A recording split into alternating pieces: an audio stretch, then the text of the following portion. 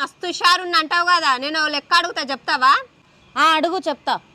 నిన్న బస్సులో 10 గాడిదలు ఉండే, ఈరోజు పొద్దుగాల ఒక గాడిద పోయింది, 8 గాడిదలు ఉంటాయి. అట్టెట్లా చెప్పు చూద్దాం. ఏంది 10లకేని ఒక గాడిది పోతే 8 ఉంటాయి? అసలు నీకు లెక్కలు వస్తాయా? 8 ఎట్లుంటాయి చెప్పు చూద్దాం. నువ్వు ఈనే ఉన్నావు కదా.